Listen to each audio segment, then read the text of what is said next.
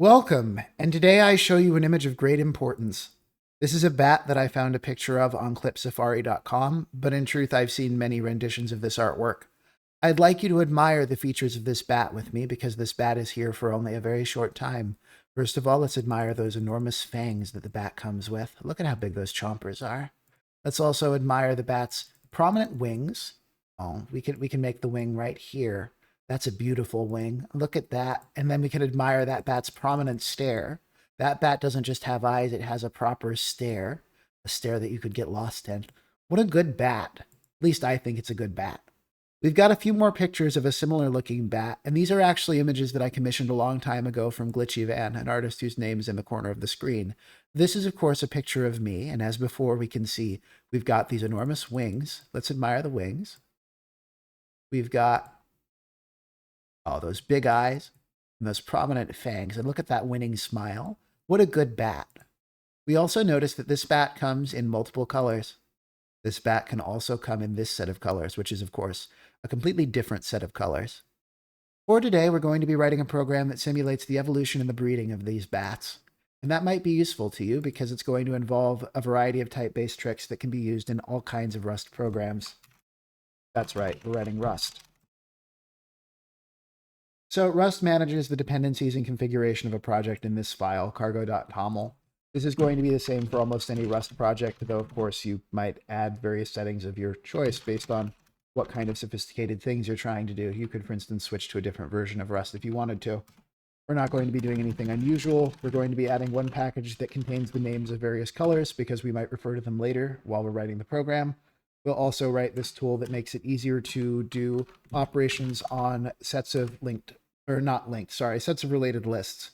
We'll also be adding rand, which allows us to do operations involving a random number generator, which is something that's very common. And we'll immediately start, even before we've started doing genetics, by writing a wrapper for a random number generator. I already happen to have this lying around, and I'll save you some time by including it, but I will describe how it works. We've got a type named choice function, which can be set to first, last, or random. And the idea of this is that if you want to write a function that takes a strategy for selecting an arbitrary value from an array, you could pass any of these options. You'll notice that I don't actually assert that the array contains any items. We can actually do that explicitly if we want to.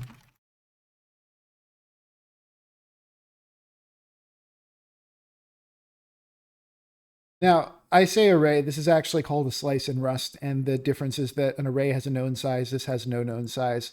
You'll notice that there's a lifetime. Rust actually infers the wrong lifetimes for this function, and I'm not entirely sure why, unless you write that.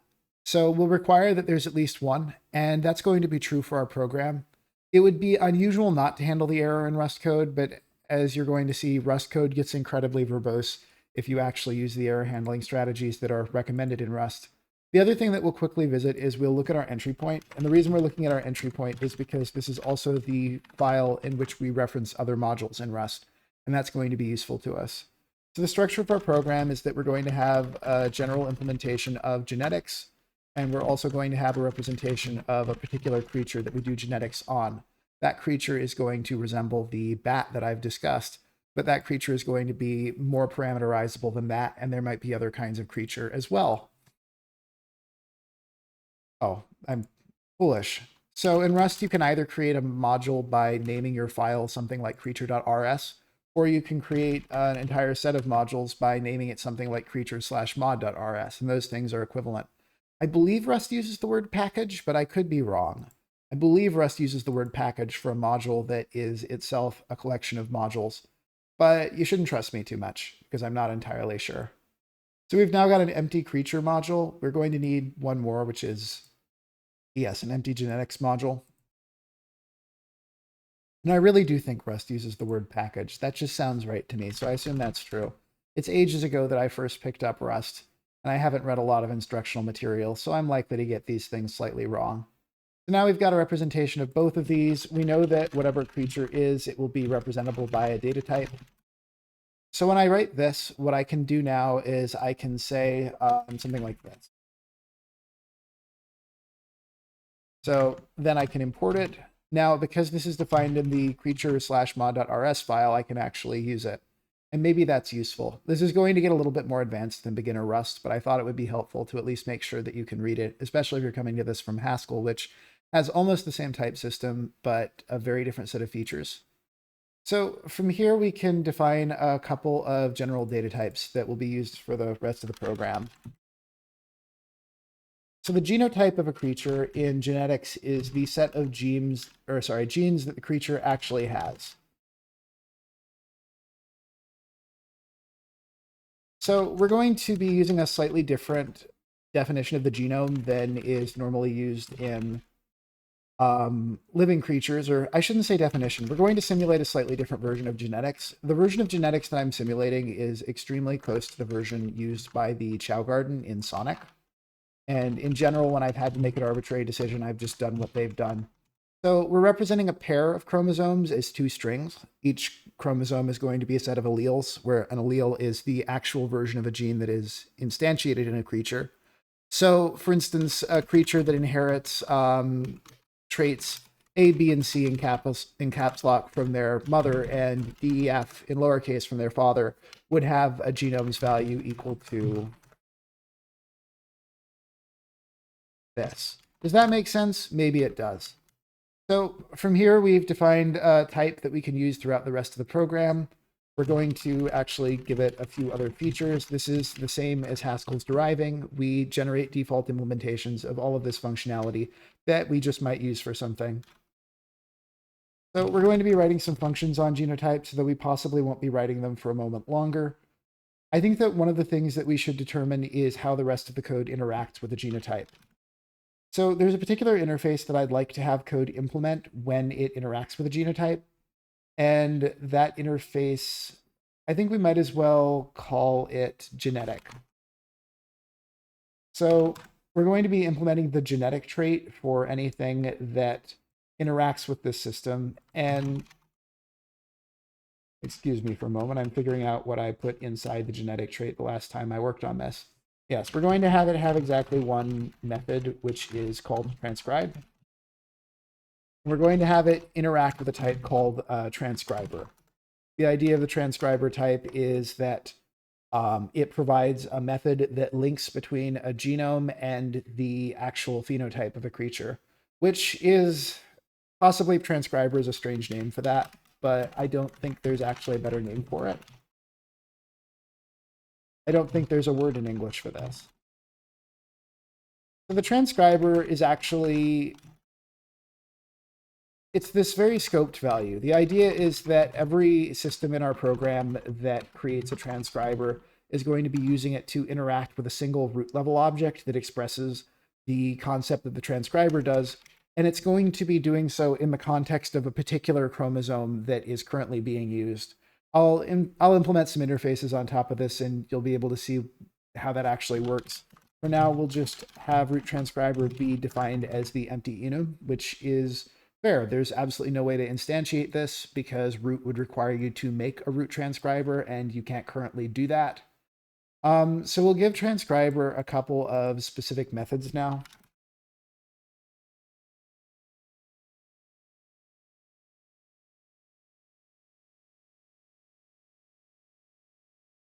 So this is possibly the essential way to get values out of and inform the genotype system what values are possible for the genome of a specific trait.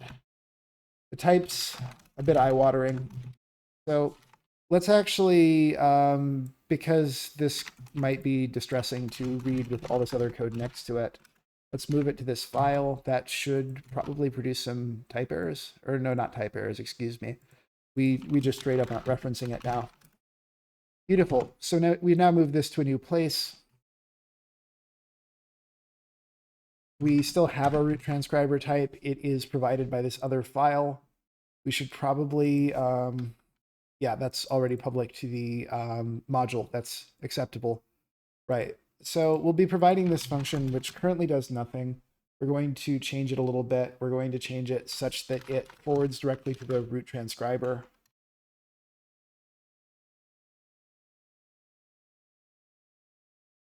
So this is what I mean when I say that the transcriber just forwards directly to the root transcriber. because now we need to have something in the root transcriber that has the effect of actually doing the work of expressing. Now, one of the things that I don't like about Rust, and you'll see this, I think, pretty soon, is that Rust is extremely, extremely verbose. It's not really that it's verbose because of any one feature. It's just that Rust tends to have highly specific data types for each API, especially when it comes to anything that involves references, which are represented by the ampersand. And the conversions between those can be on the extremely verbose side. Oh, what have I screwed up here? Here, that's a little bit better. Right. So this is the exact same as the type of this other function, but we are taking the chromosome as an additional argument. And maybe that's cool and useful. The other thing we're going to do is we're ultimately going to be implementing the transcriber as a combination of several data types that contain the actual implementation of express, meaning that this is, again, just a forwarder to something more specific. This is effectively the choice point between several implementations of a transcriber, of which we're currently only providing one. And that, of course, would be defined here. Right. So at this point, you might be more confused because I've effectively just given a forwarding address to a thing that already had a forwarding address. But I promise there's a reason for it. Usually in Rust, you want to, if you want to have a very nice interface that takes, say, this very small object that can be copied or shared or indiscriminately cloned across the program, you might have it be defined as a shell over this thing, which has a nice interface in the sense that it doesn't force any pattern matching, and it also doesn't force any trait use. It'll quickly become, well, no, it won't be obvious to you why we can't use a trait for this, because you would need to know a little bit more about the Rust type system. But let's just suffice it to say, root transcriber cannot be readily expressed with a trait without sacrificing other elements of the type system that this program relies on. So root transcriber has to be written in this unusual way. We can then actually define the, we'll define the thing that actually implements the functionality that I keep implying that I intend to provide. This is the generator. It is defined using a choice function and using a B-tree map. A B-tree map is like a dictionary in Rust, with the distinction that, unlike a dictionary in Python, it orders all the elements by the dictionary sort order, or, well, the default ordering of whatever the key type is. You can also use a non-default ordering if you desire such a thing. So you're going to see yet another variation on this same type. And I guess we can actually dig into what this type is. The first is the name of a chromosome, which is a key in this progress table. The next is the value of the field that could be written to. So when somebody calls this generator.express function, they are passing a site where a T could be written. But of course, this function is not actually required to write the T. It can do whatever it wants. Now, there's also a list of possibilities. This itself looks something like a dictionary. They look like this.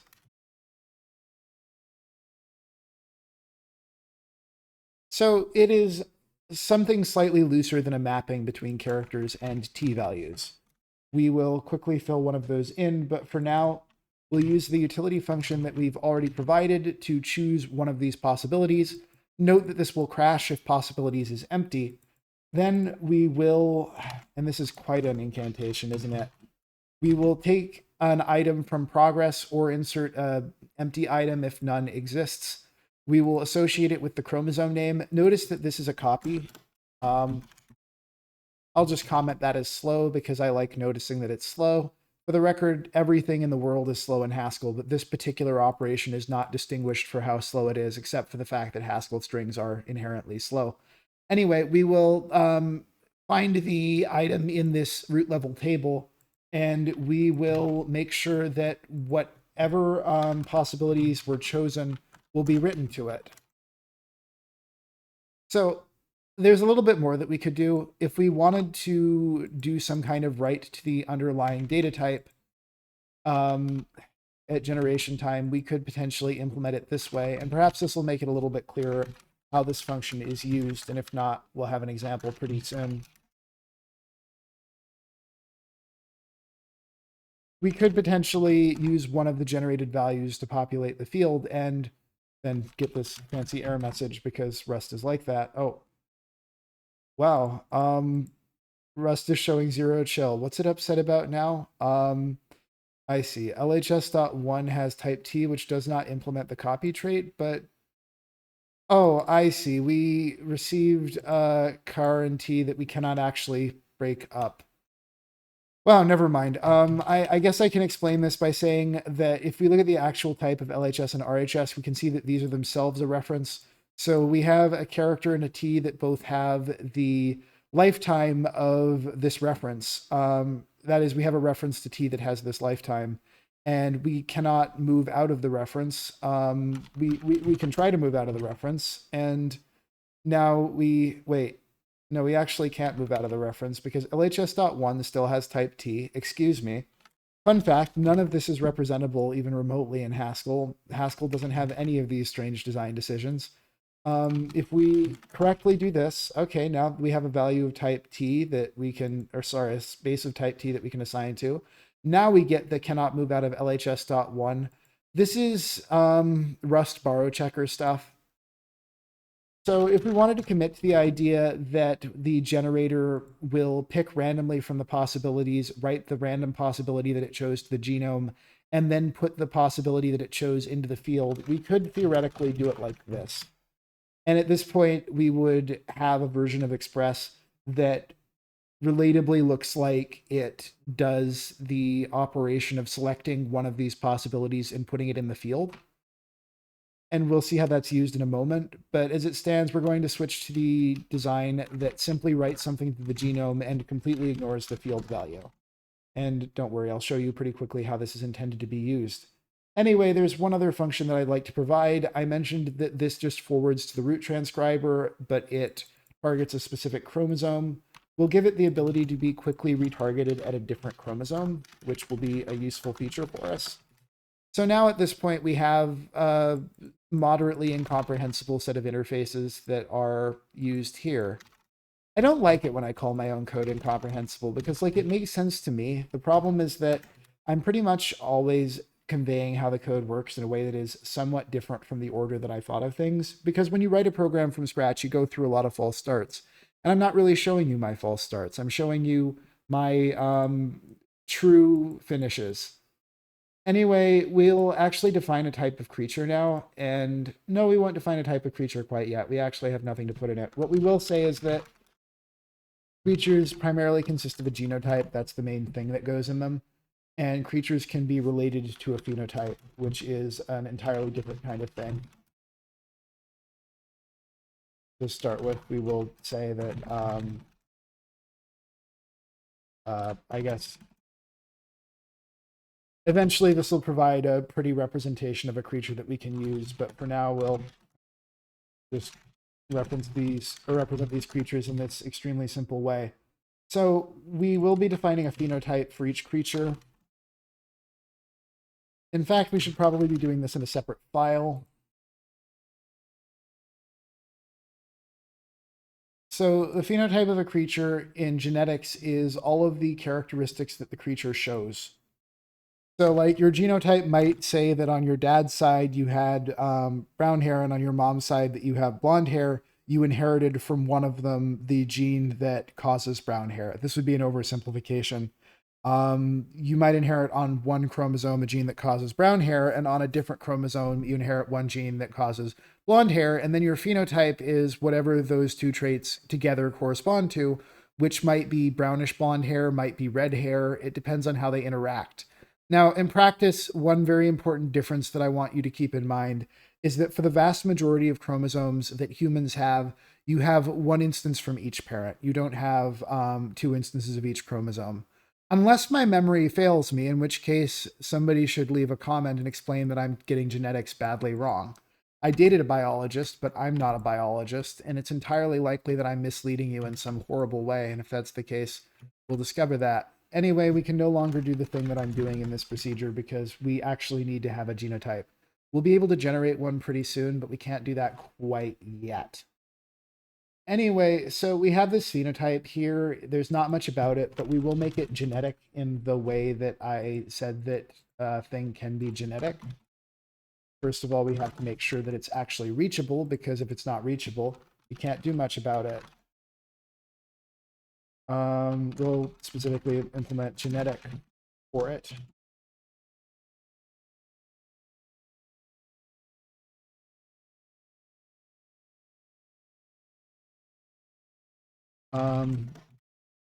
Did I not actually, I didn't export this, did I? Right. So this is Rust access. The access modifier system in Rust is fairly similar in effect to the one that Haskell has, but the tools in the actual expression of it are completely different. Like in Haskell, you can have re-exports, you can have things at various levels of visibility. I actually don't want to export that, by the way. We will say that it is public knowledge that transcriber exists. But yeah, Rust's module system has a lot in common with Haskell's and a lot in common with Python's, and it just kind of seems like there's a happy medium that everything moves towards. So in theory, the phenotype could interact with the transcriber system. There's no actual way for the interaction to exist. So we'll define the first thing that interacts with the transcriber system. And I think that the way that we'll do that is we will define, we'll go with stats as our object. Actually, we'll go with something more fundamental. Stats is what I did first when I was prototyping this, but I think we can do something simpler. So we've got a gender. That's going to be an aspect that a creature has. Right. So in humans, of course, gender is governed in a slightly different way. But in this case, we're going to just define gender as an enum male, female, other.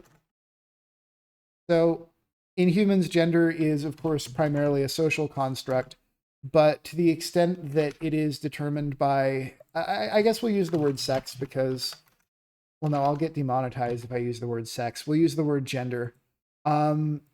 I guess in as much as humans' gender expression is determined by their sex, that is determined by the interaction of chromosomes and also hormones and a variety of other processes. It's impossible to make a video about biology without addressing topics that are complicated and to some extent political, so apologies for doing so. We will have gender be a thing that exists. It will have 3 values. I promise it's not just 3 values because I like non-binary people and am a non-binary person. I promise it's also because it makes a point about the type system. We will have that be in existence. We will notice that it does not have a defaulting role, which is a requirement for it to interact with the genetic system. We should be able to see that Rust, yes, refuses to define a default. Because we have not marked one, we will default creatures to a gender of other, which is Rust's preferred way to make a default instance for an enum point at a specific field. Now we have a gender system, and we can have the gender system interact with the transcriber. Yes, trans rights are human rights, etc. You probably don't need me to say it, but I'm saying it anyway, just in case it harms you for me not to. That's not fair. You're not harmed in any way by me not saying it, but I think it's important. So we've got here the ability to, yes, we should be able to invoke the genetic trait using a transcriber for not phenotype, but for gender, which we've just defined. We actually do need to have the transcriber, which is right here now. And we want to call the function that I've been threatening for a while to call, and I haven't adequately explained how you call it. So we will say, okay, the gender can be expressed on myself, and there are some alleles that express it.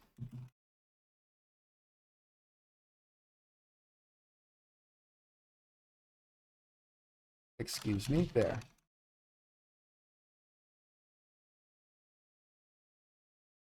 And now I'll fix my typing because, as you can see, I've made some mistakes.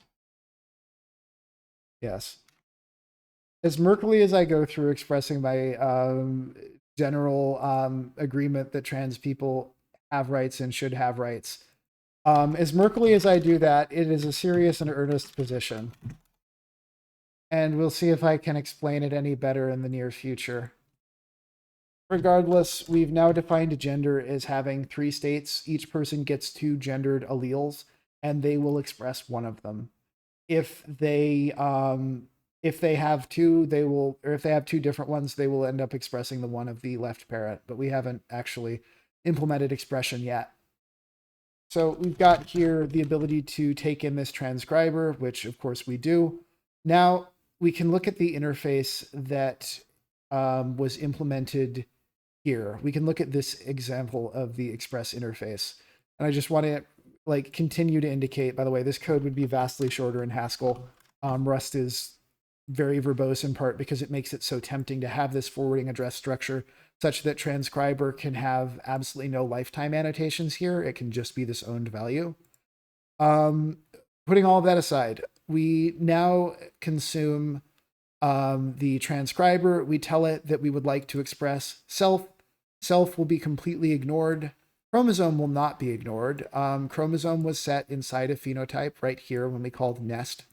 It is not ignored. We do pass a field which is ignored, and we pass this list of possibilities. The choice function, which we defined elsewhere, will be used to select one of these possibilities, which could be male, female, or other. But in practice, we will only use the left-hand side here, which is M, F, or O. The choice function is probably the RNG choose function, which Rust comes with. It doesn't have to be, but that's probably what it is. You can get rid of some parentheses that don't matter. Having made that choice twice, in fact, we add one to the left-hand side's alleles and the other to the right-hand side's alleles inside the chromosome.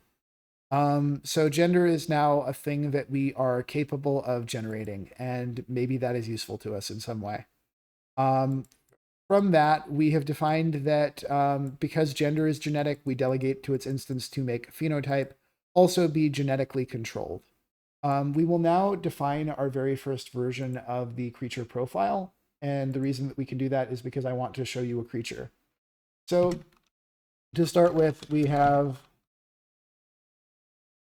this phenotype type, which we still intend to use. Actually, we can't use it yet.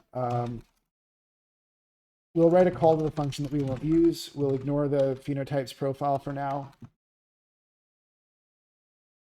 This is the thing that we might do if we actually had one, but we don't.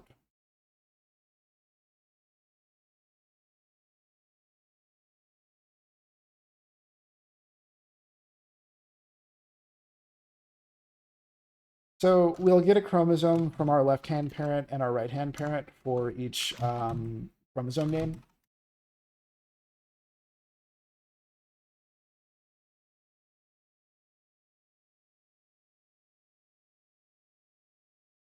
And we can get a little bit more space on the screen by doing this. We'll display each one separately because of course we will.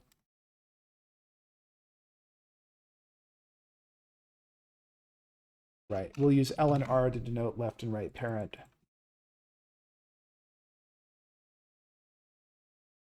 So from here we can generate a creature. We don't know anything about what its phenotype actually looks like, but we can say that this is let's actually, I've neglected to do this.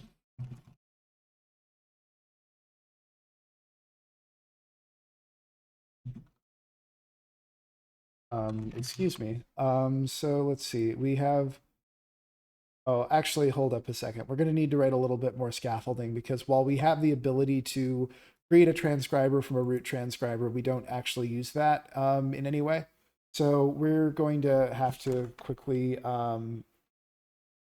let me think about how I want to actually expose this. One moment. I've, of course, thought about this already to some extent, so I have some notes and I have some example code, but I want to quickly think about it. Right, so I think we're going to add another function to genotype, which should help us a little bit. We were going to write some functions anyway, I chickened out.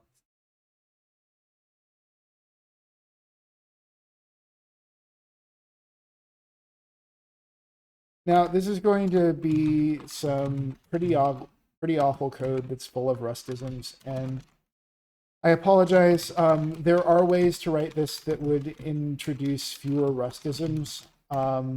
They would have other problems, but I might get rid of some of those rustisms now just to show that it can be done, because otherwise I feel like I'm defaming Rust a little bit. So one of the things that I do that I think most Rust programmers would say that I don't need to do because of how the rest of this program works is I put this root transcriber object that gets shared a million places into a ref counted cell. We actually will be able to figure out, because this is about as long as it lives, we'll be able to figure out its true lifespan, and its true lifespan is not long enough to need to be in a ref counted cell. But, or sorry, I should clarify. Ref cell is not ref counted. This is a mutable memory location. This is a ref counted pointer. The word should not be cell, and I should not use the word cell. I should use the word box or something like that. But anyway, so we'll now create the base level transcriber.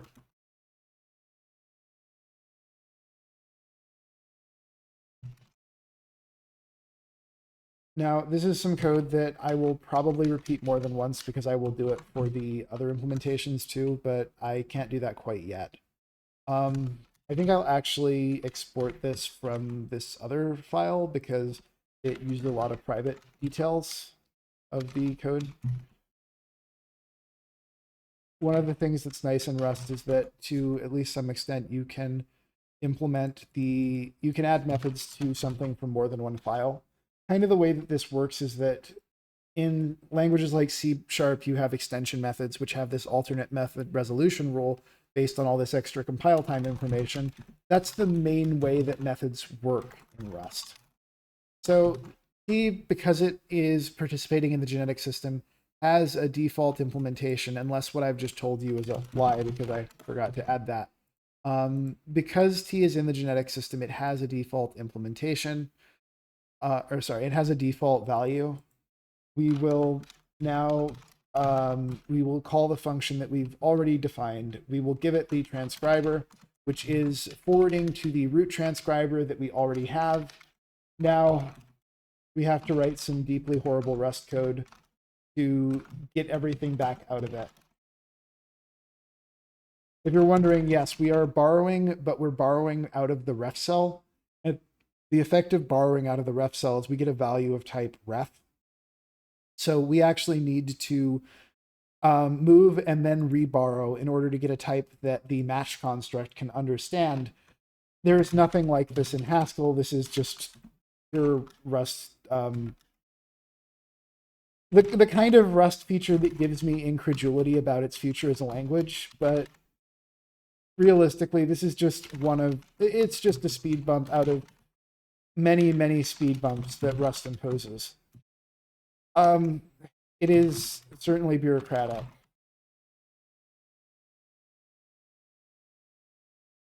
So we are basically, oh wait, how did I fuck this up? That was compiling earlier. What did I screw up? So we've got, sorry, I should pay attention to the error message. It says that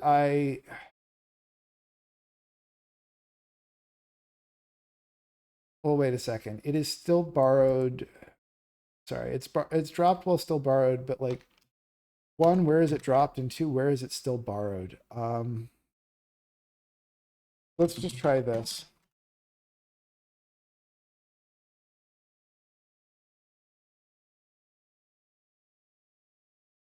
So that type is correct, and oh, it now works. So that's an interesting thing, isn't it? Like, I shouldn't be able to get such different behavior from Rust just by moving this expression to another definition. These seem obviously equivalent, and yet for some reason, one of them has different behavior than the other one. I'm sure there's a good reason for it, but I use the word good reason in a somewhat non-serious and derisive sense. I'm sure that like more accurately, I would say I'm sure there's a reason it's like that, and it doesn't seem good. So anyway, we will now say we'll actually get this externally.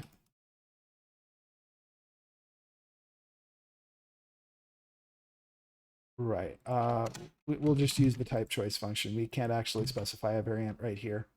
Cannot satisfy genetic. Excuse me. Oh, it doesn't, presumably it doesn't know what kind of genetics the creature has. So now we will stipulate that we specifically want genetics suitable for our phenotype type. Phenotype, of course, has a genetic implementation. So ultimately, this version of transcribe gets called. And God, isn't it just bureaucratic? Um, so we can now, having done all of that, say,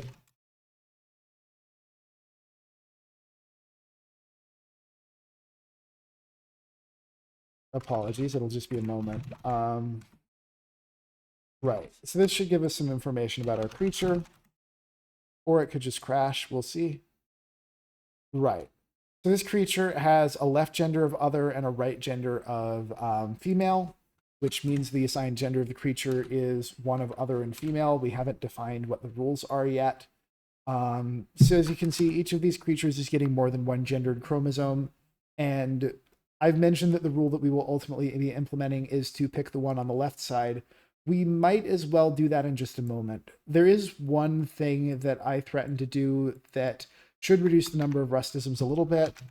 There's not a deep reason for this to be in a garbage collected place. What we can actually do is rely on the fact that root cell lives until the end of generate, barring because we don't put it in anything that consumes it. We can then add a bunch of type garbage, which is exactly the kind of stuff that I normally would not want to write. Fortunately, Rust should be able to help by eliding it in certain cases. And we'll see ultimately if this is worth doing or just kind of hateful to the user. Yes, this no longer needs to be called because references can be copied and don't need to be explicitly cloned. And does that affect anything here? It certainly does not. Yes. And we should be able to see, yes, in the definition of the genetic trait, we do not even need to stipulate that there is a lifetime involved. It will just simply elide that. I could probably specify it on implementations if I wanted to, but Rust is doing an okay job keeping the Rust bullshit far away from my code. So that does allow me to get rid of a little bit more of the horribleness here, like among other things. Oh wait, hold up a second. Actually, no, the reason for that shit is just because this is a ref cell, so it needs a special borrow. We actually can't get rid of that. So I have to keep defaming Rust here on this particular construct. I guess the other option that I have is to, oh, there's a way to consume it, right? Into inner. Right. So this allows us to just get the value out of it. And that apparently compiles, so that's possibly a little bit tidier. You'll see that it still compiles. We have at this point a creature who is double female. Very cool for them. And there are other rules that we could potentially use. Like we could, instead of having an other case here, we could make it so that having two opposed gender alleles results in an other gender, which that could be interesting. We might come back to it or we might not. There's a few other things that I want to define. But first of all, just like I've said, I would like to add a loader to the genetic system. We will see, we've got the generator here. So the loader is, of course, I'm using the word load because that comes from the idea of deserialization. Like in Python, when you get JSON as a string and you want to turn it into JSON as an object, the verb that you would use is loading. Realistically, the process that occurs in nature that corresponds to this is development. Like as creatures egg cell divides and divides and divides again, it will build organs and it will build all the parts that a creature has. And those parts will express the phenotype of the genes. For instance, if you are a bird with genes that give you black feathers, then there will be a lot of presumably melanin, I think it is. I think that's the protein used in birds. I know it's the protein used in humans. There will be a lot of that in your feathers, and therefore you will have dark colored feathers. Of course, there are traits that are so complicated that they are not adequately accounted for by a small number of genes and their alleles, and of course, not all of the genes and their alleles may be in the same part of the genome to begin with, but that's kind of the idea.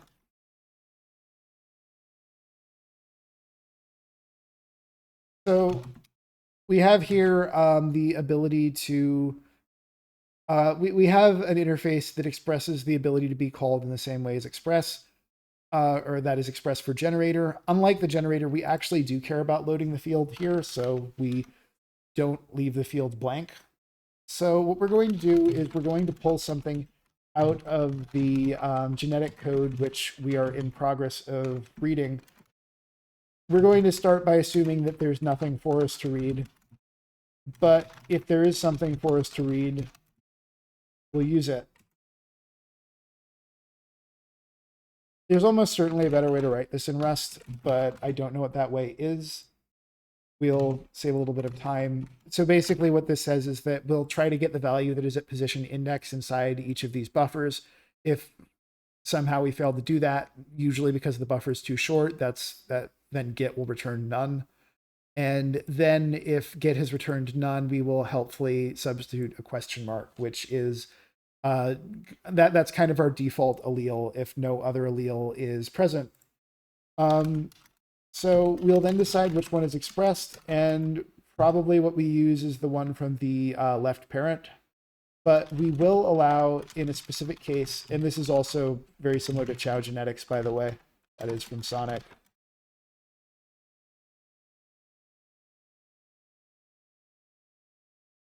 Yeah.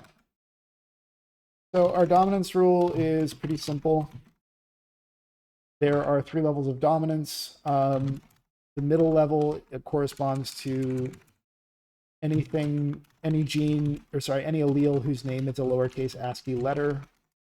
The highest level of dominance is associated with any uppercase ASCII letter, and anything else is associated with the lowest level of dominance. And that would include our question mark, by the way. So that's pretty cool. We will then, from there, we will figure out which of these possibilities is actually expressed.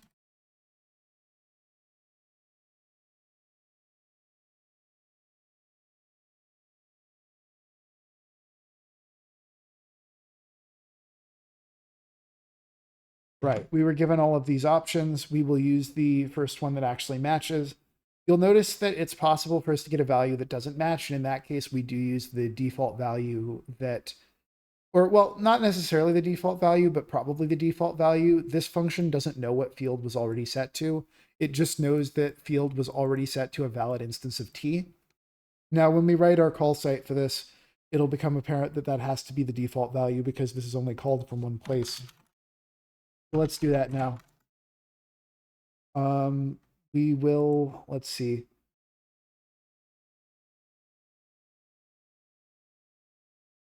We don't actually need a choice function for this, do we?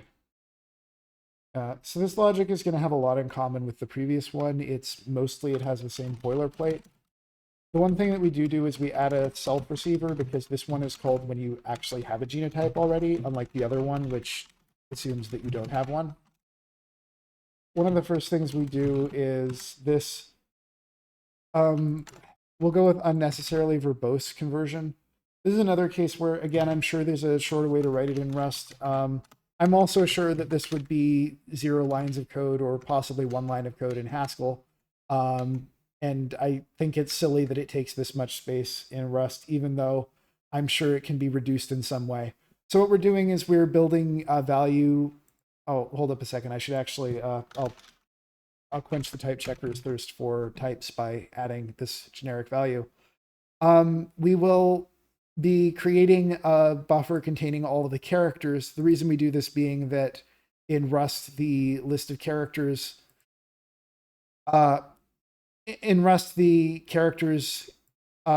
can't just index to a character position. You have to actually have a vector of characters in order to get one. Because Rust uses UTF-8 as its representation, and UTF-8 can't support indexing. We use this, which is the index in the collection.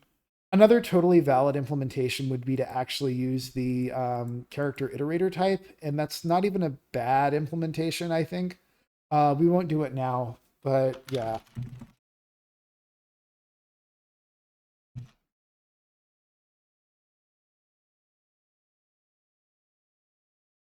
And make that note just in case anybody thinks of it and wasn't listening but is looking at the video, which is probably a strange assumption.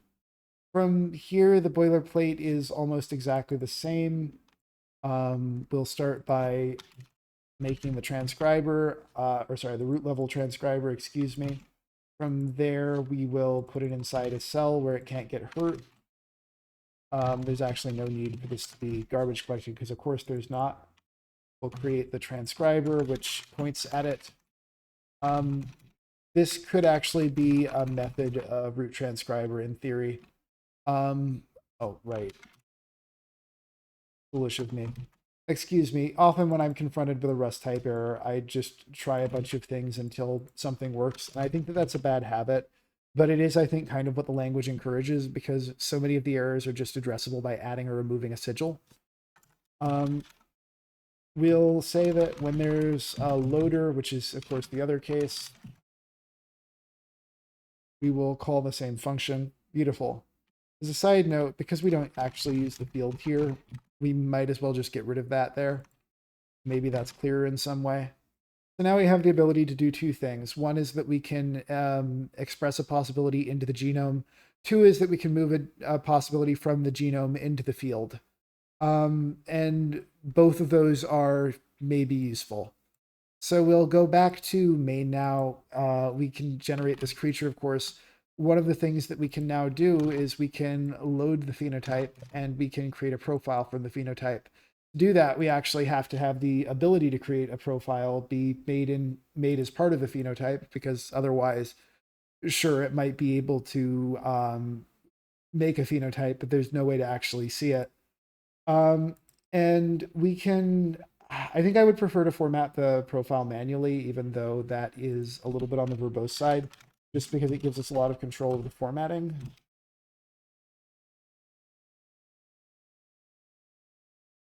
So we'll say,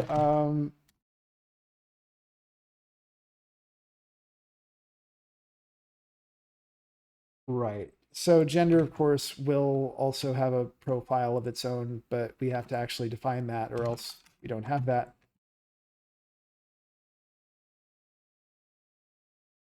And yeah, just look at this and realize how much shorter it could all be. And I'm not bitter. I'm a little bit bitter. Of course, part of why it would be shorter to do this in Haskell is that I would probably care a lot less about the formatting because it's just a lot harder to fix it. So we've got that, and we've got the profile right here. That's good. We can deal with it like that. We can also add a little section header.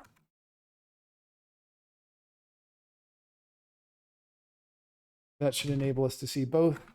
Now our little creature should be, yep, we know that it's a male creature. We know that it's an other creature. You'll notice that right now the left-hand side is always, always winning. Of course, if we wanted to have a greater number of creatures who are other, which I think maybe we do, as you can see, this creature is female because both are female. This creature is other because the left is not overridden by the right. Male, other, there. As you can see, this is a case where the right-hand allele is more dominant than the left one. So the right-hand allele wins, even though we would default the left one in most cases. As you can see, it's much easier to be other than to be anything other than other, which is how we're going to keep it like that. Or we're going to keep it like that for right now. So we've actually written most of the code that does the genetics part, and I want to point out that this is an extremely generic pattern that could be used with any data type. It is very similar to how serialization libraries work, because we've quietly just written one of those. One of the things that you'll notice about this pattern is that the pattern of loader does not make any particular effort to ever move the existing value of the field back. You could theoretically write a dumper that looks at the list of possibilities and attempts to write possibilities that match the value of the field that actually exists. And that would be valid to do, but it would still be taking a mutable reference to the field because there's not a way to be generic over that in Rust. There is a design pattern for that in Haskell, and it's called profunctor. Profunctors are complex and, in my opinion, overkill for this problem. They cannot be expressed in Rust because they require a feature called higher-kinded generics, which is basically to say that, like, normally in Rust you can write a function, or sorry, a type like this. And this is, of course, not the actual value. This is not the actual type involved, but we could say this is a very bad implementation of Vec. Unless you have less than 40 items, and it's a very good implementation. The thing that you can't do in Rust is say,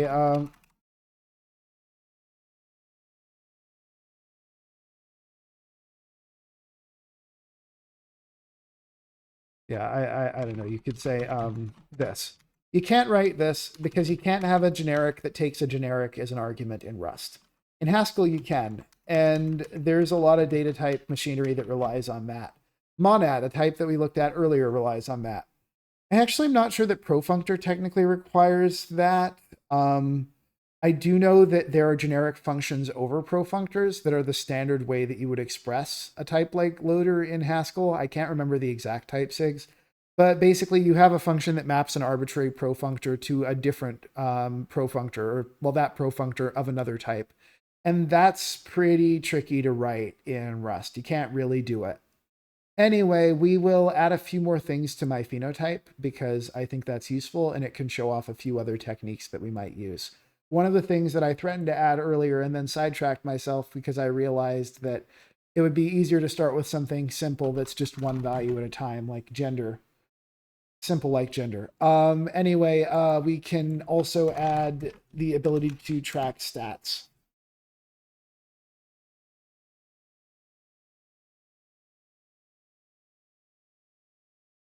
This is going to be the same. We're going to have a type, and initially it's going to be a very simple type. It will become more complicated. So this will, of course, eventually contain some stats. For now, we will leave it blank. We're going to define a generic data type that is the scariest thing that you've seen in your life. I promise it's not actually scary, but you've probably never seen anything like it. So Rust does have this very cool feature called const generics, which are basically generics that take a value at compile time that is not a type, that is an actual value in one of a couple different runtime data types. So this can be specialized in a variety of ways. If we were to specialize it like, let's just ignore the first two arguments. If we were to specialize it like this, ignoring those, we would have an array of 10, but also there are 3 values in scope with names off, on, and min. And we can use those to do a little bit of additional math relative to what we might otherwise do. Now, the downside is that to add methods to this, you have to write this incantation, which is a bit of a mouthful. So the gist of this is that this stat type represents a value between min and min plus range, inclusive in both directions, using a list of booleans. So the initial value is min. And then for every additional value, we just add, this is equal to 0 or 1 because v is a boolean. Yep, and there, that's our value. So this could be, if you specialized it to a min of 5 and a range of 10, which we will do in a moment, this could be a value between 5 and 15. That is, of course, useful because it allows for a binomial distribution. It allows for the idea that multiple successes are required to get a value, and it allows for very incremental progress towards either extreme, which is useful. We'll also quickly add a default implementation. The way that we default it is that all of the values are false. So this would be equal to min. that obviously it's a little bit strange to have the default be one of the most extreme cases possible. But in any normal case, the genotype code would, of course, populate these. We could say that if none of the values are specified or if all of the alleles are invalid, then your poor mutant creature has a severe genetic defect and will probably perish. The other thing that we'll do is we will implement our genetic interface so that this can be used in the same way that everything else is used.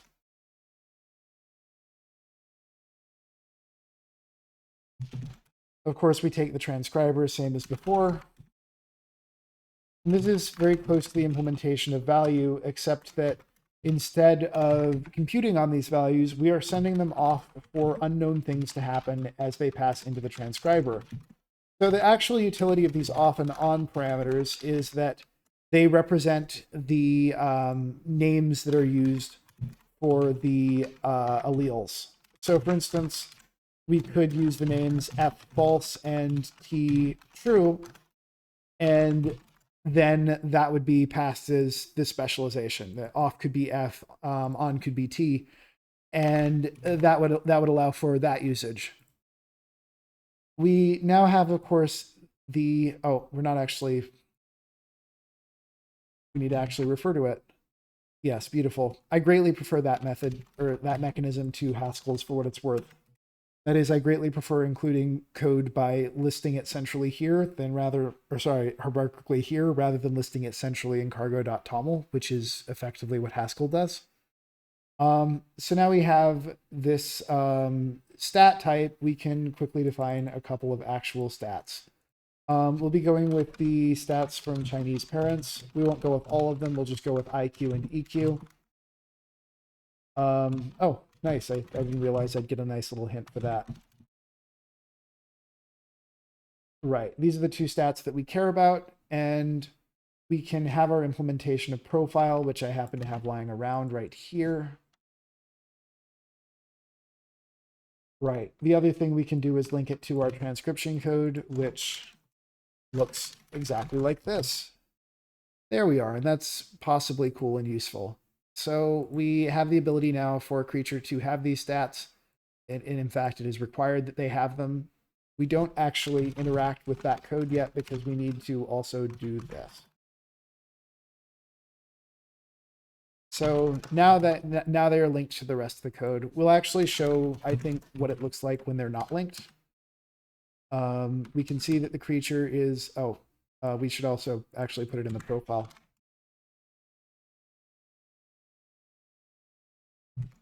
There.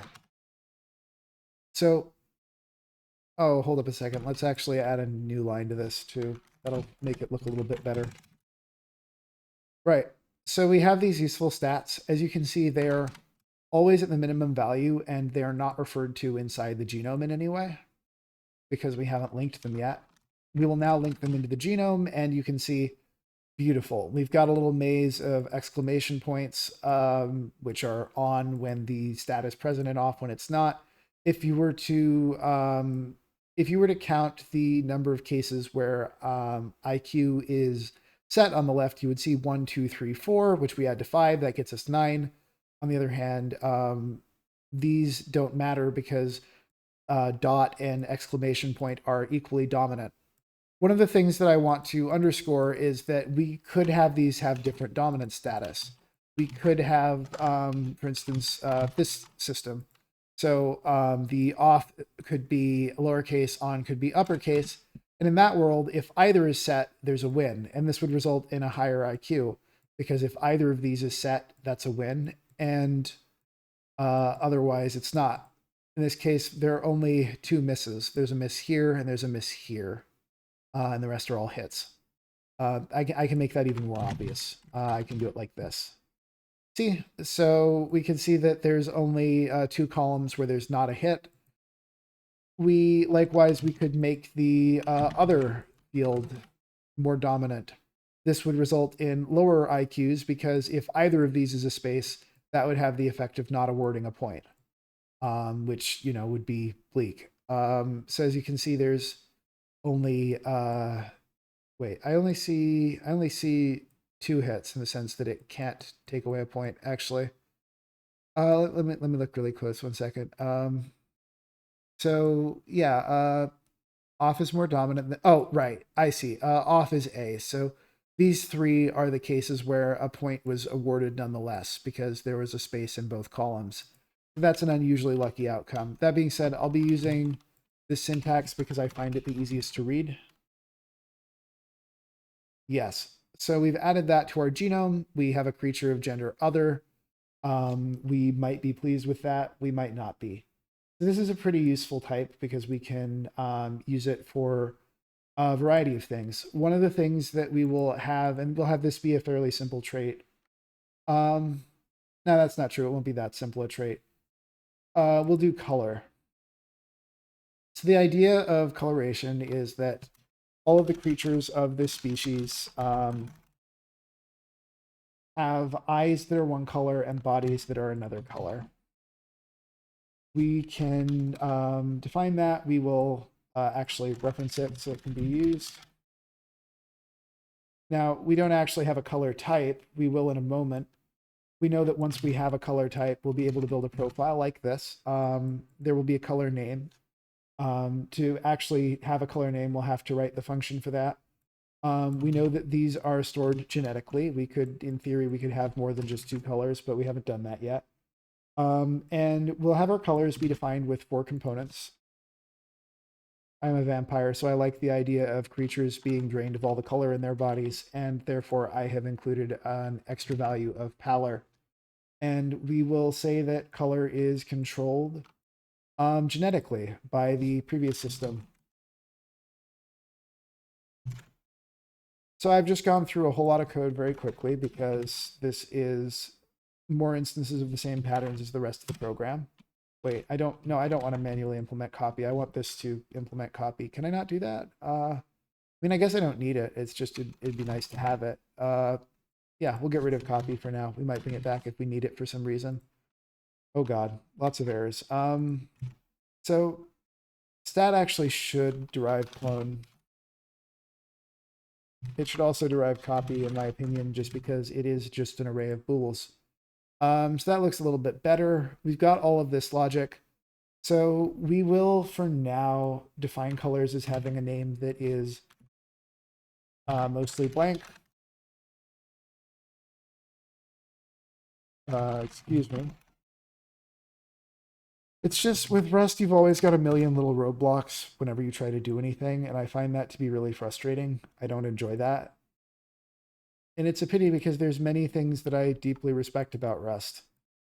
We will, let's see, coloration, that can be,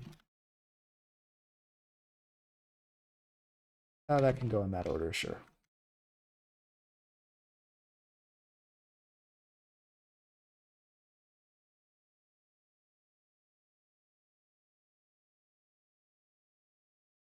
To clarify something about the interface that I've gone with here, by the way, the reason that I have it use a chromosome suffix is just so that if I were to reorder all these invocations, like it wouldn't change their behavior in any way, you'd still get the same value. And I find that to be a really useful property that like could allow this system, for instance, to be a lot more modular. For instance, if I wanted to add a part to the genome that didn't exist before, I don't have to worry about displacing anything. If I wanted to define another version of the genome, the old version would be, technically compatible. It just wouldn't have chromosomes for the parts that are driven by the new version. So we now have all of these additional values that exist. They have been just helpfully added here. Of course, we don't see the colors. But yep, there they are. I'll change this value to just be named P because that makes the chart a little bit easier to read. Oh, I should actually name it that here too. Beautiful. So we have all of this possibly unnecessary level of detail on the coloration of these parts of the body. So I'm going to do a little bit of math in front of you. It's not pretty math. In fact, it's pretty brutal.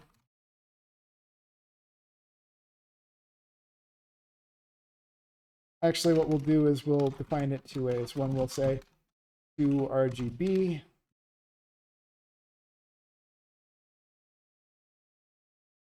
So this is a very standard way of converting a value that goes from 0 to 8 inclusive into a value that goes from 0 to 255 inclusive. This is a kind of hack that you'd see in a lot of old video games. Like the divide by 8 can be done very efficiently on most computers, although to be clear, this would be absolute penny pinching today because computers are really fast and the bottleneck is going to be something else most of the time. But this is display logic. It's not run very often. That being said, the actual trick here is really common. This can be done by multiplying r by 256, subtracting it once, and then shifting by 8, which actually looks like this.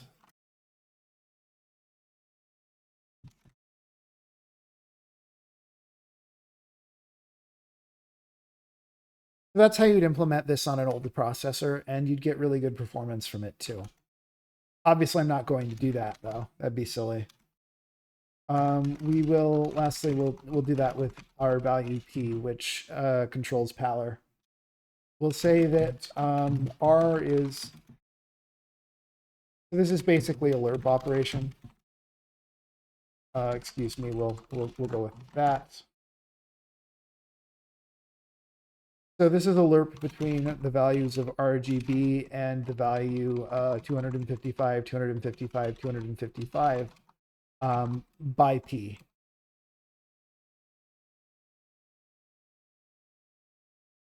Yeah. Now, we actually probably don't want to use that value. That's a little bit, like when I think of vampires being drained of color, I don't think of like a sheet of paper. So let's go with this, or maybe even like that, like kind of, like that. It's not a normal color for a creature's body to be, but that's a set of colors that I can get behind. And of course, RGB colors are representable as 3U8s. It's not really meaningful that we do this because it's not like we're actually going to see the colors. They just exist inside the program. But, I'd still like to get my logic right.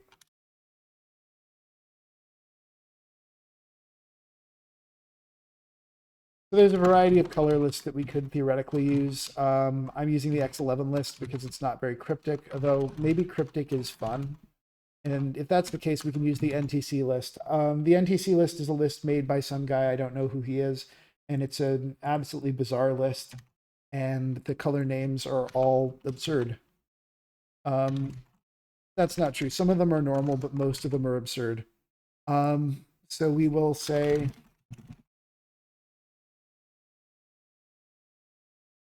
something like that. Yeah, that looks pretty good. Beautiful. And we don't actually need to mutate P because it never changes. It is just the lerp factor between these colors and this other color that is selected elsewhere. So now we have the ability to generate colors with good names. We'll see what those names look like in a moment. It's a color word and a hex number. So we have a creature of gender other. Its IQ and EQ are 10. Its eyes are fern colored, and its body is polo blue.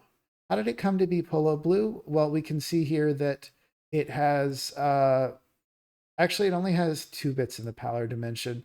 It just looks like it has a lot of green bits, not a whole lot of blue bits, and not a whole lot of red bits. So I'm assuming that that somehow adds up to polo blue. Yeah.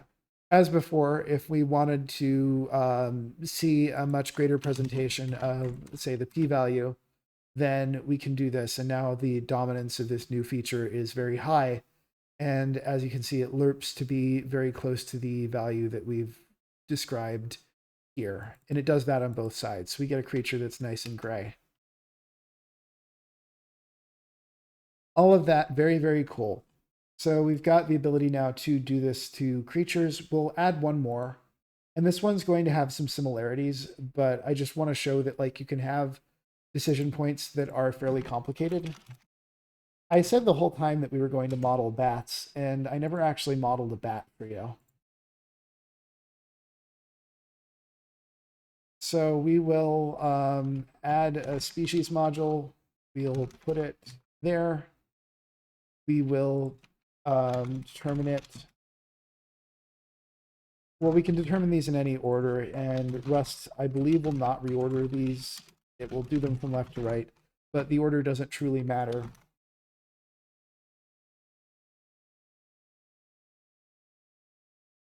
Actually, we'll do it like this. We will have the species be derived from the parts that the creature presents with, um, which is a little bit different from just storing the species.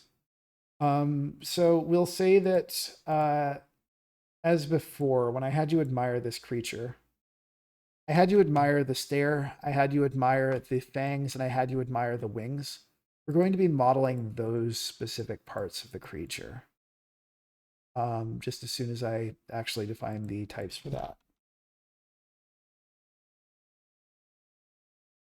So we'll have these each run on an axis from 0 to 6 inclusive, the stare, the fangs, and the wings. We will, of course, actually visually report the species and not the individual parts. The species can be derived from the parts. But for now, we will just have this empty implementation. I happen to have made a list of species, and this list of species is arranged in a slightly deliberate way, which I'll talk about in a moment. We will say that we'll define a definition for, or we'll define a rule for each of these parts. We'll say that if you have at least 5 points in the relevant stat, then you actually do have that part. Otherwise, you don't. And we'll say that it's a very hard cutoff, which is not really how evolution operates. It's possible for a creature to have a vestigial feature or a small amount of that feature. Anyway, the species will be derived from the parts. We will now define the ability to determine the species. So we're going to be indexing into a collection that maps from these parts to, or that maps from an index to a specific species. We'll say that all of the creatures that have a stare will be in indexes 4, 5, 6, 7. We'll say that all the creatures that have fangs will either be in indexes 2 and 3 or in 6 and 7. And we'll say that all the creatures with wings will be in slots 1, 3, 5, and 7. This is a pretty common trick, again in retro games, but also it's just like generally pretty useful. So now we'll say what creature has no stare, no fangs, and no wings? A bunny. What creature has no stare and no fangs but does have wings? A pigeon. Let's actually check up on what's Rust complaining about. Oh, it's just mad because I haven't finished writing this yet. Right. So what kind of creature has fangs but no stare and no wings? A rat. What has fangs and wings but no stare? A dragon. What has a stare but no fangs and wings? A hare. A hare is what you get when you add big eyes to a bunny, or at least very frightened eyes. Likewise, a crow is a pigeon that has a stare. We can also say that a snake is like a rat that has a stare, and a bat is like a dragon that has a stare. And that gets us somewhere, and it gets us an accurate description of this creature that I'm about to show you again. Useful creature. We've got that all put together, and we can now store that. We can make sure that the interop is actually present. As you can see, I have apparently forgotten to implement genetics for the species-related parts. That shouldn't be a big problem because it is just a matter of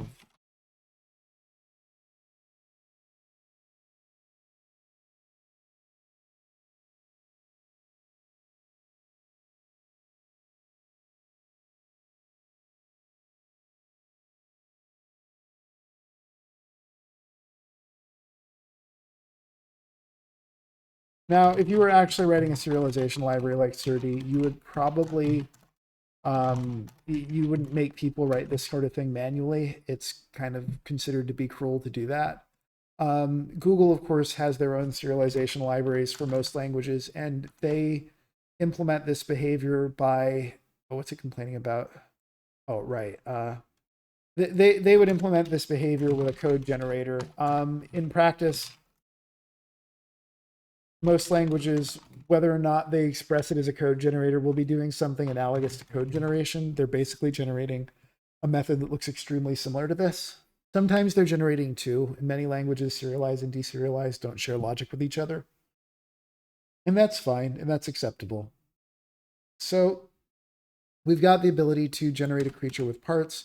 We're capable of knowing what its species is. And as you can see, if we just scroll up a little bit, we now have a snake whose eyes are sirocco, which is a kind of grayish bluish color, and their body is loblolly, which is a very itself kind of color. As you can see, they are clearly they have 7 points into our palletification function, so they're going to be very close to that color that I picked out.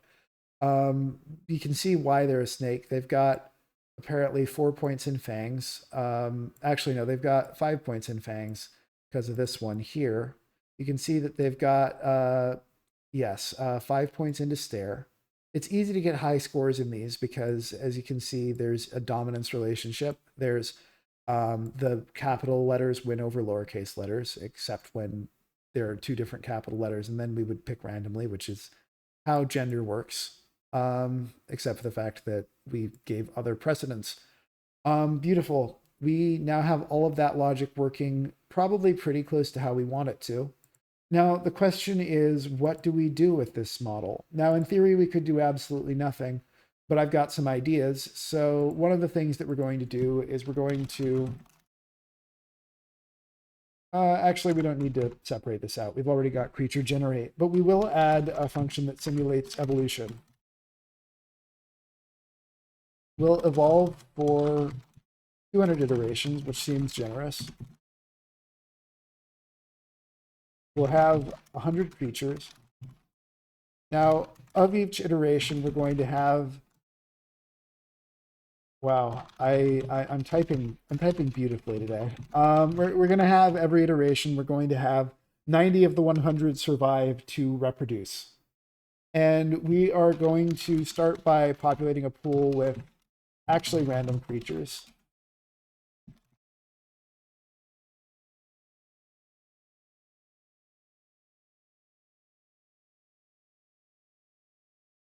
We will also, let's go down a little bit. We'll run this many iterations. We'll call a function that I'll write in a moment to report on how that iteration went by showing us some creatures from the pool. Now we will figure out how many survivors there are. And let's see, we're gonna have some real Rust bullshit. It'll be obvious to you why this works. You can see that it will take the fitness of each creature, it will compare their fitness, and ultimately it will sort by that. It will then remove the n least fit creatures, which is possibly useful to do. We will then build a new pool that contains the offspring.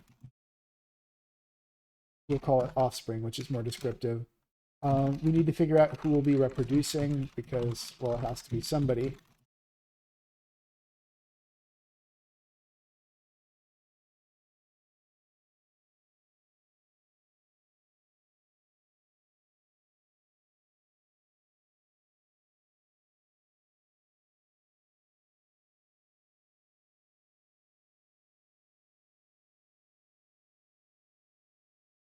So now you're probably wondering why I do all this crap, by the way. The reason I do this is just because we're going to create breeding pairs and we're going to try to give everybody the same number of opportunities to breed.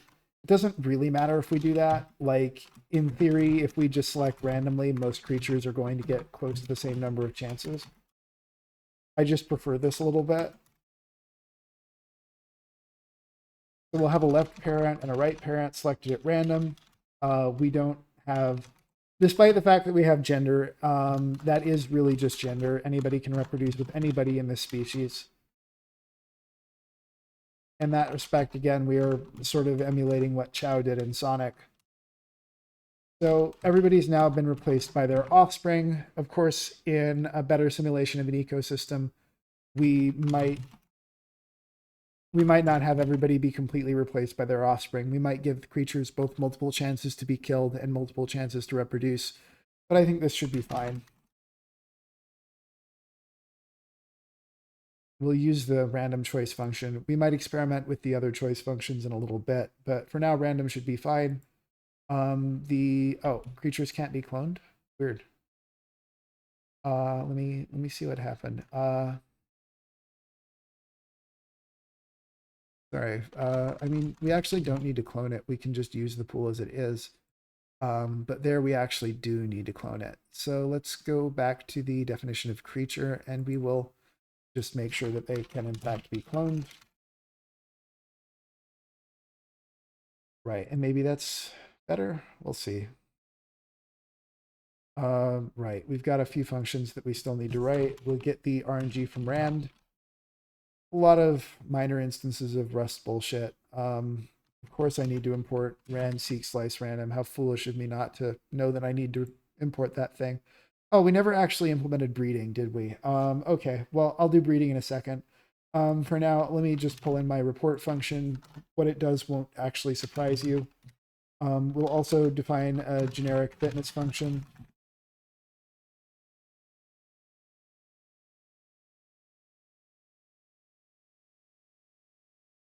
Yeah, one thing I do want to point out is that like Rust has this partial comp function, which is needed to compare two F64s. I find this to be silly. I think that it's good that Rust requires you to check for errors on float comparisons. However, I think it would be even better if Rust used an optional type to represent a float that might be nan. It might not literally be named optional, but I think that that interface would make much more sense, given that floats can be invalid in some sense. Instead, Rust has chosen to follow the standard the standard representation of floats to the point of providing the same generally terrible interface. And I think that probably the underlying desire here is that people do not use floats when they could possibly avoid it. I think that making them unpleasant is a standard tactical decision from people who do not like them, and I think not liking them is correct. That being said, I find the interface that floats have in Rust like very obnoxious in practice for no real reason that I can understand. So anyway, we will define a breed function. It's going to just call out to the genotype breed function, which we'll define in a moment. But we want to provide it on creatures because creatures specifically specialize the genotype functions in a lot of ways.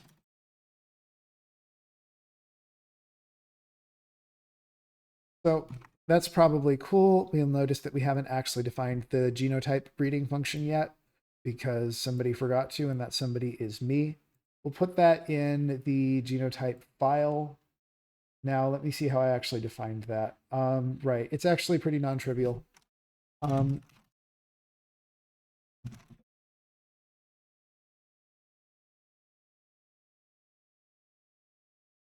So the gist of it is that, first of all, and this is another thing where I'm sure there's a shorter way to write it, but like, come on, look at this. Why would this ever be even tempting to write? And it would possibly, one of the things that always frustrates me is that when people point out that there's a shorter way to write things in a language, like, I believe you, but if it would have taken me longer to find out what that shorter way is, how is that actually shorter? Anyway, I now have a hash set. It contains the list of chromosomes that occur in either of these. I have a placeholder value, which I'll be using in a moment, and I have a result, which is going to collect the final set of chromosomes that I ultimately end up using. And let's see, that looks pretty good. We will be getting the value of the chromosomes for me and for the other person. I will then be calling this merge function, which you'll see in a moment what that is. Let me actually add a choice function here as an argument. Right. We'll, again, appease the type checker. I don't like it that it always complains that my type is wrong when I forget to add a little stub at the end. I understand why it does that. Like, it makes sense. I just don't like it. Like, there was a long period where I used Rust as a primary programming language for every project. And it was a really sad period for me because as much as I felt enchanted by the idea of getting to do programming, it just added like several hours to every project. And those hours would be spent feeling incompetent because I would try to do things in the Rust way and inevitably end up spending more time supporting the Rust way than I would if I were just doing it my own way in a language that is less formal and strict. And I'm not sure if I ever realized any significant advantages from using Rust. It's a language that I think it makes a lot of sense to be paid to work in, but I just genuinely can't imagine having fun in it. And yet I see a lot of people who absolutely love the way it feels to work in it, and I assume that my brain just doesn't work the way that theirs does.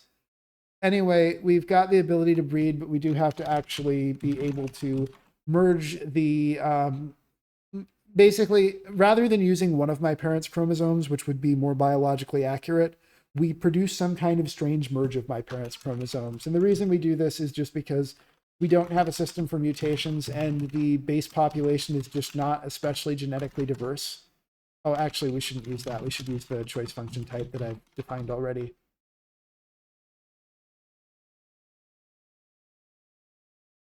But yeah, in a base population that's not genetically diverse, this at least does an additional amount of merging.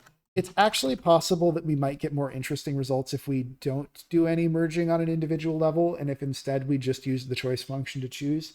That might be a fun thing to try in a little bit. Or it might be a fun thing for you to try if I forget to. So this is going to be ugly. Sorry about that. Again, it is simply a Rust thing. Like, everything just takes more code than it feels like it should in Rust, and I can't explain why. It's the death by 1,000 tiny cuts. But like, it's not a small number of cuts, even like when seen on like a per procedure basis, it's a big number of cuts. Like, here's the thing that I'm gonna write that I don't like that I'm writing, and it makes me feel weird.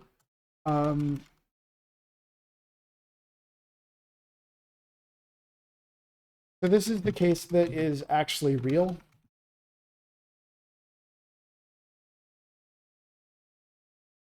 And yes, in this case, we actually know that it can't fail because we know the exact size. So we've got two more cases to include. Oh, I'm sorry. Forgive me.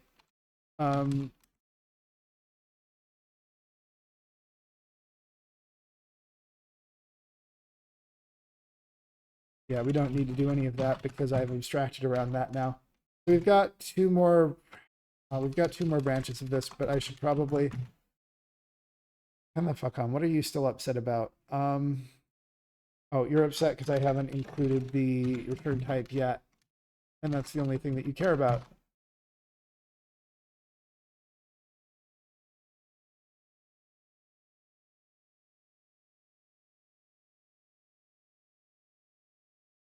And let's see. Oh, yes, I'm sorry. You don't take an array. You take a slice, and the implicit conversion is not possible. Like, it's crazy to me too because like Rust makes such a dogged effort to not do implicit conversions, and yet I still can't fucking figure out the type of anything by looking at it. Because like the types are so much more fucking complicated in the language that even if it does know implicit conversions, and that's not true, it does several, I still can't fucking tell by looking at anything what the type should be. I think that a lot of people believe that having an incredibly strong type system like this will bring them happiness. And I think that in a certain sense, it will do that for you because you will have fewer bugs. But in the sense of will you be able to accomplish your dreams, the answer is it will take a much larger amount of planning. It will take you so much longer to get to a working prototype. I don't know. I find it so horrible. I don't like the way it feels, and I like writing the program. I like seeing my program work, and I like its performance characteristics, although in this case they're not going to be so good for a variety of reasons that I've pointed out throughout the video. But like, geez, it's just so much code to get even a basic thing off the ground. And this is like even working from a draft where I'm getting extensive help from the existence of my draft. Isn't that sad? It's probably a little bit sad. We don't know how sad it really is. Anyway, we now have the ability to breed a creature. We have a fitness function that is defined in this nebulous way. So we will be generating a large number of reports, and I think that I will, on release mode this time, simulate the existence of this ecosystem. We have absolutely no sense of fitness, for the record. So we start with, oh, hold up a second. It's actually calling the wrong function.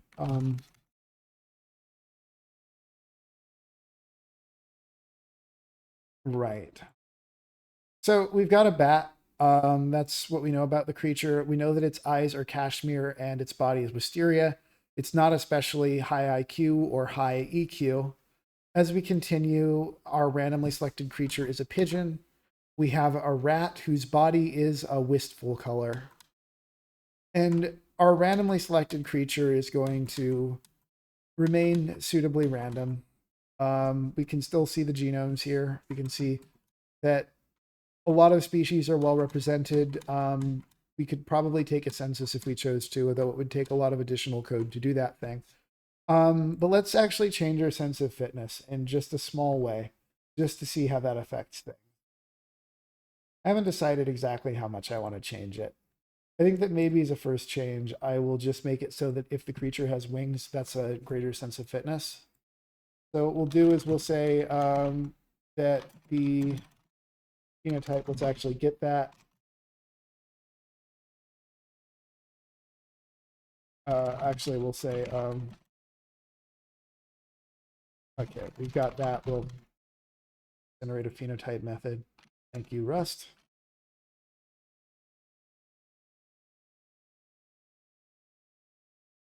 Well, I'm at it. Like, this is an example of a case where there's a very common optimization that you would do in a lot of languages. And in Haskell, the optimization is actually done for you because of laziness.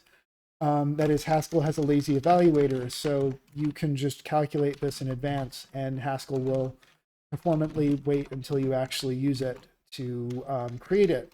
The lazy creation of this property is expressible in Rust, but it is obnoxious to do so because you have a non-mutable receiver of self. I think people who are confronted with this would probably say, well, what is Rust supposed to do? That's the feature that it starts with, so it can't do any better.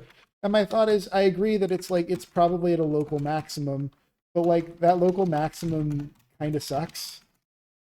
Like there are cases where it's valuable, but if you're just writing a project for fun, like why should it work like this? Anyway, we've got that going on. We'll have new output in a moment. So now we'll start from the beginning. We see that we've got a female hare. Let's see. We're not really looking at the pheno, or we're not really looking at the genome output. So I'll turn that off for now.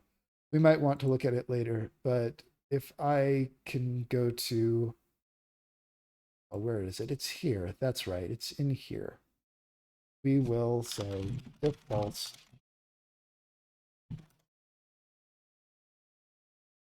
Okay, cool. So now we'll have some more output, and we can see a couple generations of creatures.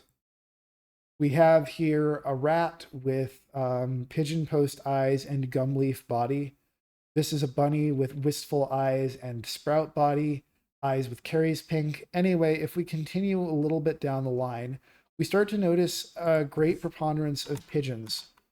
We also see some crows, but we start to notice that almost all of these creatures start to have wings, don't they?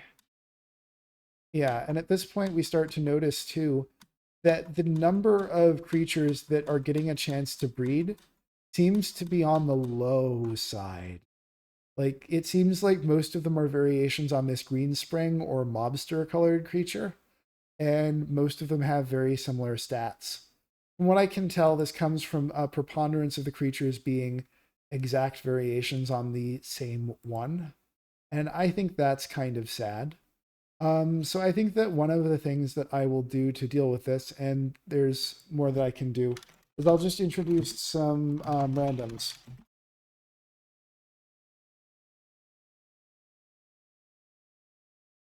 So we will say, yes,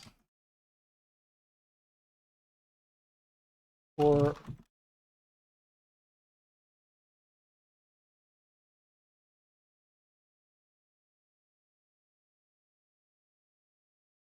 so we'll just restock the survivors list with a few random creatures that are, yes, genuinely generated at random. And this should at least add a little bit of variation to the output. Maybe not a huge amount, but as you can see, now we have mostly pigeons, but they are a variety of colors, even though certain colors are much more represented. We can also see that despite the fact that other is dominant, we still have a healthy number of female and male creatures, which is kind of interesting.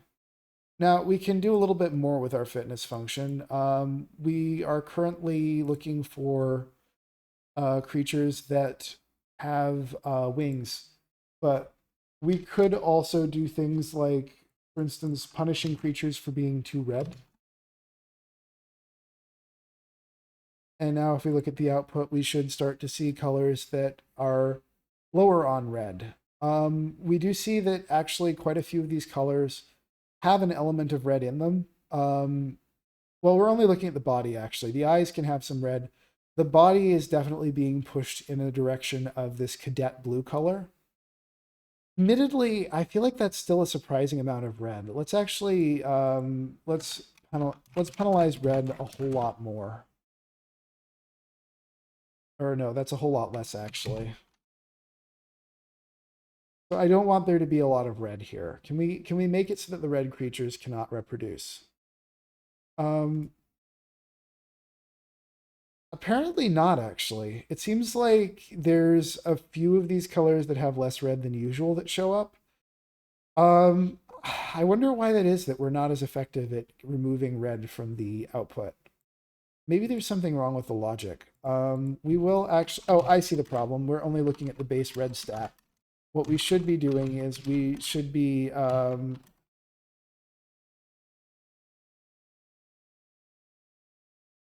excuse me? I do want to call that function. There it is. We will make them public. There, that's better. Yeah. So we'll go with the 0 value, and that's between, yeah, that's between 0 and 255. So we'll actually divide it by 16 now.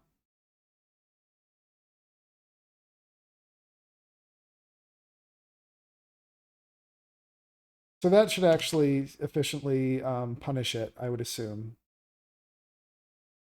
Yeah, somewhat. Maybe not as much as you'd think. There's a lot of 75, 6C, 6C, A7. It might just be a hard trait to get rid of because the default colors tend so much towards being bright. That is, I think, a guess that I have.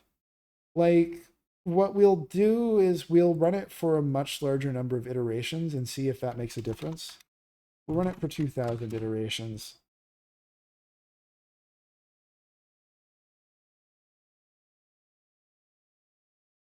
Oh, not fast, huh? I don't know why this program is so slow. It might just be that it's doing a lot of work. I'm not sure. So we've now done 2,000 iterations. And now, like, yeah, it seems like we get down to like 60, 4C, 4A, 4A. Like these are pretty highly optimized creatures, it feels like. You notice that like most of them are bunnies, like we've failed to select for anything else at this point, which would make sense because we've made this one feature incredibly important. So we'll go back down a little bit. We will, at this point, switch to selecting for IQ into EQ.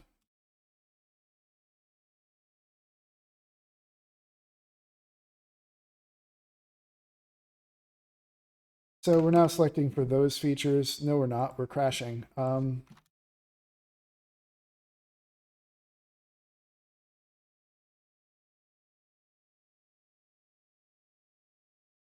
Right. So, oh, well, that spoils it. We go from 9 and 11 to 13, 13, 9, 9, 11, 13, 11, 13, that sort of thing. That seems about right. And I'll turn on the genomes again because I want to run a few specific experiments real fast. The genome, we'll see it right here, won't we? Pretty cool. So we have genomes now. The other thing that I want to do is I want to switch to, so we have in this logic for breeding, we have the ability to, oh, come on, where did I put it? It's in this file. Yeah, we merge the chromosomes, so we get random values from each of these. I'm curious what the results are like if we instead...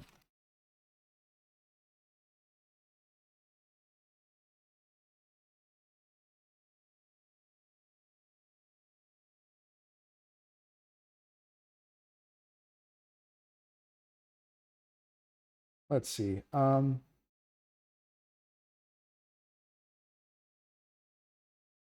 Yes, on the left-hand side, we would have a random chromosome belonging to me.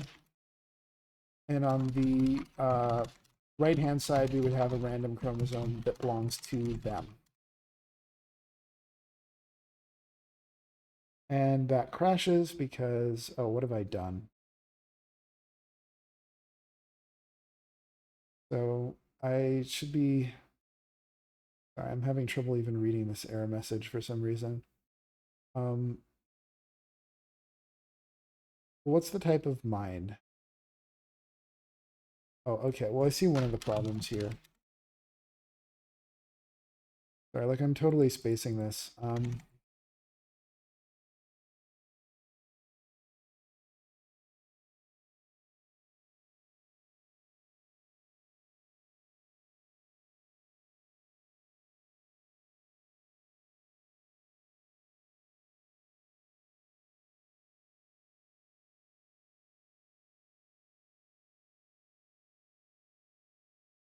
Excuse me?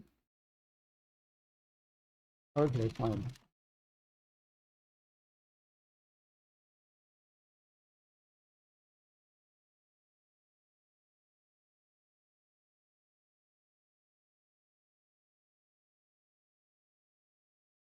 Again, this is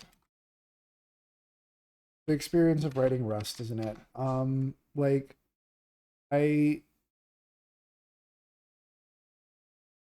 okay, so, I mean, I can do this, I guess. Like, there's some combination of sigils that will make the compiler happy, and apparently that was the combination. And we've now selected a whole chromosome as opposed to an individual value. What are we selecting for again? What are we selecting for this time? We're selecting for IQ and EQ. So in theory, we should get less hyper-optimized creatures now. Maybe we won't. Kind of looks like, so if we look for instance, we actually see that a lot of these have exactly identical chromosomes on both sides, which is kind of interesting. We can make it so that the number of non-survivors breeding vastly exceeds the number of survivors breeding. And that should create some genetic diversity, even though a lot of the survivors will be... Oh, yeah, now look at that, though. Like, adding a bunch of random variation creates a lot of, well, varied examples. But also, if we look at these, we see that quite a few of these are holding the same hyper-optimized genomes. I guess that's not too surprising. Like, yeah, these are getting super optimized. It finds the all on IQ. It doesn't find all on EQ, apparently. Very cool. The other thing that I wanted to screw around with will require just moving the choice function here. So we've got one.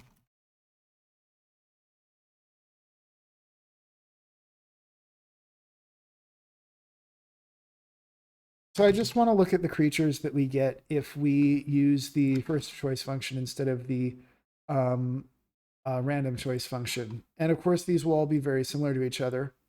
As you can see, if we use the first choice function, we get a male creature because apparently male is the first option. We get no wings, no fangs, no stare, no EQ, no IQ, and a color of absolute black, which seems about right. Now, my prediction is that if we go with the other choice function, which we've already defined, we should be able to, oh, here it is, last.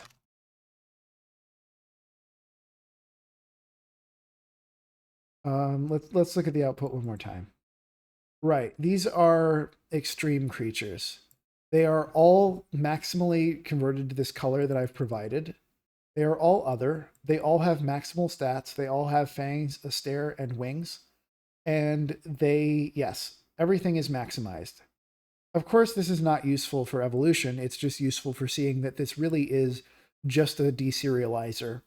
And that's all it does. We could make edits to these values, though, of course, we don't have a loader. So, or rather, we don't have a file system based loader. So it would be hard to actually do that. But we totally could. I'm going to go back and I'm going to set this as before to the random choice function.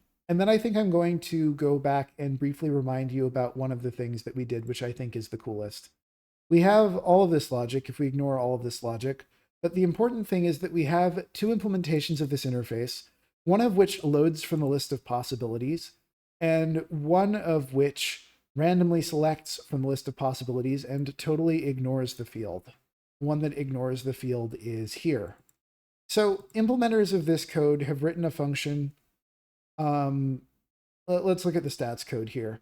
This function has two completely different meanings in different contexts, but the two meanings are logically linked, and the caller can see that those meanings are logically linked.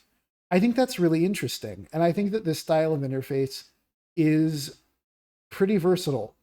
The best example I can think of an interface that works like this is actually React. React has an extremely similar set of interfaces to Transcriber, in that React is concerned with the maintenance of a tree that contains all of the state and provides, in its case, through implicit dependency injection, a global reference to a position inside of this shared tree, which has state such that all of these independent actors inside the tree can recover information about their state, can write to that information, can initialize it if it's never been seen before, all without knowing exactly whether they're doing writes, reads, or what the current state of the tree is. I think that React is using an incredibly cool pattern that is recognizably derived from two of the areas where I saw the most progress in Haskell during the time that React initially came out. That is, I think it is an effect system that in many ways resembles the design patterns that were used to develop the lens libraries that were also popular at the time that React was first coming into existence. I think it's very sad that React is perceived so negatively, even though I think that to some extent it has earned its negative perception because it is mostly used for very bad projects. It is bloated and it is mostly used in just the most oppressive work conditions that you could be in. But I'd like to see more development of patterns that resemble this. Specifically, I'd like to see more development of patterns where you provide a mixture of accessors to your state, initialization information, and positional information inside a global data structure, and your interactions with that global data structure are decided. Now, there is one place where you can find some instances of that pattern, although they're not the most polished, which is my game Fledgling, which is open source, and you can find it on the same server where I upload all the other code. The UI code there uses a variety of patterns, but several of those patterns closely resemble this one. And you might find it useful to study that, if nothing else, to sate your own interest. Now I'm going to show you the bat one more time, and we could admire, just as before, those big eyes, those very good wings, and those sharp fangs.